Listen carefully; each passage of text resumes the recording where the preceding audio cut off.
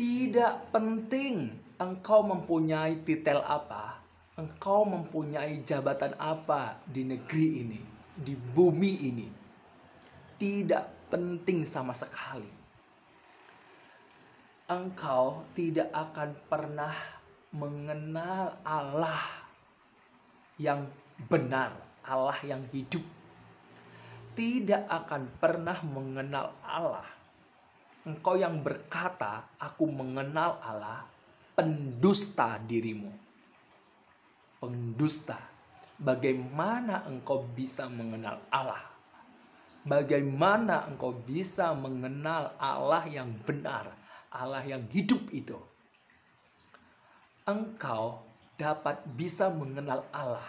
Engkau dapat bisa mengenal Allah yang benar, Allah yang hidup, itu melalui suaranya, melalui firman-Nya.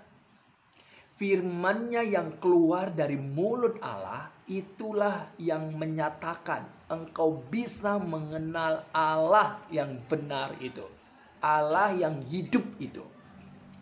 Kalau tidak melalui firman-Nya, maka engkau tidak bisa mengenal Allah. Engkau berkata, aku mengenal Allah melalui ciptaan, langit dan bumi, melalui bintang-bintang, tumbuhan. Stop. Jangan kau teruskan omong kosongmu. Ya, banyak orang menyembah, banyak orang menjadikan materi-materi, pohon, batu itu sebagai sesembahan mereka, sebagai dewa mereka. Banyak sekali. Banyak sekali. Apakah itu bukti bahwa seseorang mengenal Allah yang hidup, Allah yang benar? Tidak. Tidak. Tetapi engkau bisa mengenal Allah yang benar, Allah yang hidup, itu hanya melalui firman-Nya, perkataannya, melalui pernyataannya. Firman Allah itu telah menjadi manusia. Di dalam Yohanes pasal 1 ayat 1, 2, 3, dan 14. Pada mulanya adalah firman. Firman itu bersama-sama dengan Allah. Dan firman itu adalah Allah. Ya, di dalam ayat yang ke-14, firman itu telah menjadi manusia. Manusia itu siapa?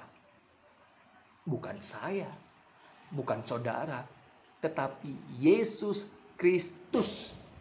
Dalam Lukas pasal 1 ayat 31, Matius pasal 1 ayat 21. Hendaklah engkau menamai dia Yesus yang menyelamatkan umatnya dari dosa mereka. Upah dosa adalah maut. Itu berarti kehadiran dari firman Allah yang telah menjadi manusia, yang namanya adalah Yesus Kristus, datang untuk menyelamatkan manusia dari dosa mereka, dari kematian. Lukas pasal 5 ayat 32 mengatakan, aku datang, di sini aku Yesus Kristus datang bukan untuk memanggil orang benar, melainkan memanggil orang berdosa, supaya apa? Mereka bertobat. Apa artinya bertobat? Meninggalkan jalannya, di mana di dalam Amsal pasal 12 ayat 28, di jalan kebenaran terdapat hidup, tetapi jalan kemurtatan menuju kebinasaan. Jadi jalan orang-orang berdosa yang meninggalkan Allah itu sebenarnya adalah menuju kebinasaan. Tetapi Yesus Kristus datang memanggil orang berdosa supaya engkau bertobat, engkau punya hidup. Inilah yang dikatakan oleh Yesus Kristus di dalam Yohanes pasal 8 ayat yang ke-24.